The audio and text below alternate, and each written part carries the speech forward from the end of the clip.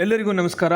ಇವತ್ತು ನಾವು ಭಾರತದ ಆರ್ಥಿಕತೆಗೆ ಸಂಬಂಧಿಸಿದ ಒಂದು ಅತ್ಯಂತ ರೋಚಕದ ವಿಷಯದ ಬಗ್ಗೆ ಚರ್ಚಿಸಲಿದ್ದೇವೆ. ಪ್ರಸ್ತುತ ನಮ್ಮ ದೇಶ ಬರೋಬ್ಬರಿ 1.7 ಲಕ್ಷ ಕೋಟಿ ರೂಪಾಯಿಗಳ ಬೃಹತ್ ಇಂಧನ ಬಿಕ್ಕಟ್ಟನ್ನು ಎದುರಿಸುತ್ತಿದೆ. ಆದರೆ ಈ ದೊಡ್ಡ ಸಮಸ್ಯೆಗೆ ಒಂದು ಅಚ್ಚರಿಯ ಸೊಲ್ಯೂಷನ್ ಸಿಕ್ಕಿದೆ, ಅದೇ ನೀರು. ಹೌದು, ನೀವು ಕೇಳುತ್ತಿರುವುದು ನಿಜ.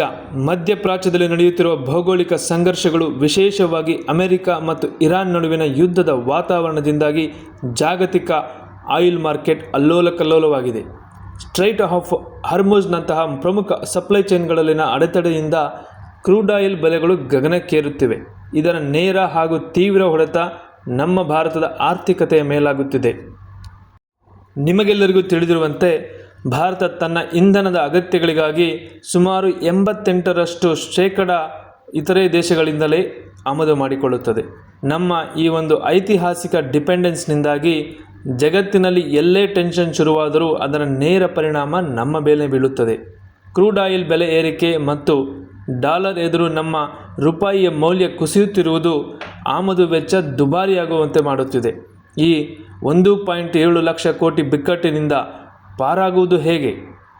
ಇಲ್ಲಿಯೇ ಮೊನಾಕೋ ಮೂಲದ FOWE ಎಕೋ ಸೊಲ್ಯೂಷನ್ಸ್ ಎಂಬ ಕಂಪನಿ ಒಂದು ರೆವಲ್ಯೂಷನರಿ ಟೆಕ್ನಾಲಜಿಯನ್ನು ಪರಿಚಯಿಸಿದೆ.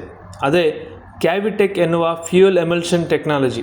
ಇಲ್ಲಿ ಕಂಟ್ರೋಲ್ಡ್ ಕ್ಯಾವಿಟೇಷನ್ ಟೆಕ್ನಾಲಜಿ ಎಂಬ ಅತ್ಯಾಧುನಿಕ ವಿಧಾನವನ್ನು ಬಳಸಿ ಯಾವುದೇ ದುಬಾರಿ ಕೆಮಿಕಲ್ ಅಡಿಟಿವ್ಸ್ ಇಲ್ಲದೆ ಅತ್ಯಂತ ಸೂಕ್ಷ್ಮವಾದ ನೀರಿನ ಹನಿಗಳನ್ನು ಹೆವಿ ಫ್ಯೂಯಲ್ ಆಯಿಲ್ ಜೊತೆಗೆ ವೈಜ್ಞಾನಿಕವಾಗಿ ಬೆರೆಸಲಾಗುತ್ತದೆ.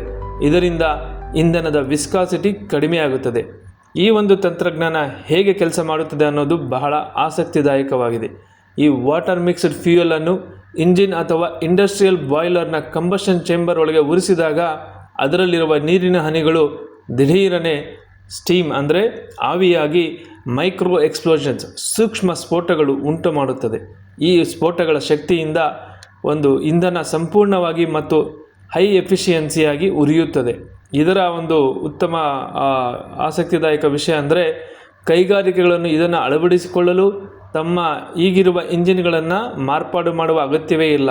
ಇದು ಇಂಧನ ಉಳಿಸುವುದರ ಜೊತೆಗೆ ಪರಿಸರಕ್ಕೆ ಬಿಡುಗಡೆ ಆಗುವ ಮಾಲಿನ್ಯವನ್ನು ಕೂಡ ಗಣನೀಯವಾಗಿ ಕಡಿಮೆ ಮಾಡುತ್ತದೆ ಅಂತೆ.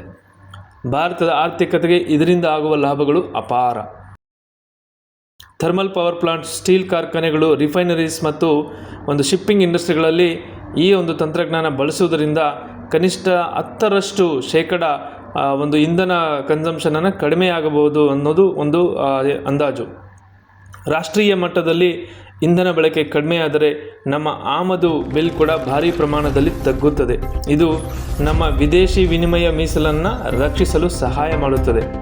ದೇಶದೊಳಗೆ ಸಾರಿಗೆ ಮತ್ತು ಪ್ರೊಡಕ್ಷನ್ ಉತ್ಪಾದನಾ ವೆಚ್ಚ ಕಡಿಮೆಯಾದಾಗ ಸಹಜವಾಗಿಯೇ ಹಣದುಬ್ಬರ ನಿಯಂತ್ರಣಕ್ಕೆ ಬರುತ್ತದೆ. ಅಂದರೆ ದಿನಸಿ ಸಾಮಗ್ರಿಗಳಿಂದ ಹಿಡಿದು ದಿನನಿತ್ಯದ ಅಗತ್ಯ ವಸ್ತುಗಳ ಬೆಲೆಗಳು ಸಾಮಾನ್ಯ ಜನರ ಕೈಗೆಟುಕುವಂತೆ ಸ್ಥಿರವಾಗುತ್ತದೆ. ಭಾರತ ಎದುರಿಸುತ್ತಿರುವ ಈ 1.7 ಲಕ್ಷ ಕೋಟಿ ರೂಪಾಯಿಗಳ ಬಿಕ್ಕಟ್ಟಿನಿಂದ ಪಾರಾಗಲು ಕೇವಲ ನೀರಿನ ಸಹಾಯದಿಂದ ಇಂಧನ ಉಳಿಸುವ ಈ ಟೆಕ್ನಾಲಜಿ ನಮ್ಮ ರಾಷ್ಟ್ರೀಯ ಒಂದು ಎನರ್ಜಿ ಸೆಕ್ಯುರಿಟಿಯನ್ನು ಖಚಿತಪಡಿಸುವ ಒಂದು ಗೇಮ್ ಚೇಂಜರ್ ಆಗಬಲ್ಲದು. ವೀಕ್ಷಕರೇ, ಈ ಒಂದು ರೆವಲ್ಯೂಷನರಿ ಕಾನ್ಸೆಪ್ಟ್ ಮತ್ತು ಭಾರತದ ಆರ್ಥಿಕದ ಭವಿಷ್ಯದ ಬಗ್ಗೆ ನಿಮ್ಮ ಅನಿಸಿಕೆಗಳೇನು ಎಂಬುದನ್ನು ಕಮೆಂಟ್ ಬಾಕ್ಸ್ನಲ್ಲಿ ತಿಳಿಸಿ. ಈ ವಿಡಿಯೋ ನಿಮಗೆ ಇಷ್ಟ ಆದರೆ ಖಂಡಿತ ಲೈಕ್ ಮಾಡಿ, ಶೇರ್ ಮಾಡಿ ಮತ್ತು ಇಂತಹದೇ ಹೆಚ್ಚಿನ ಮಾಹಿತಿಗಾಗಿ ನಮ್ಮ ಚಾನಲ್ಗೆ ಸಬ್ಸ್ಕ್ರೈಬ್ ಮಾಡಲು ಮರೆಯದಿರಿ. ಧನ್ಯವಾದಗಳು.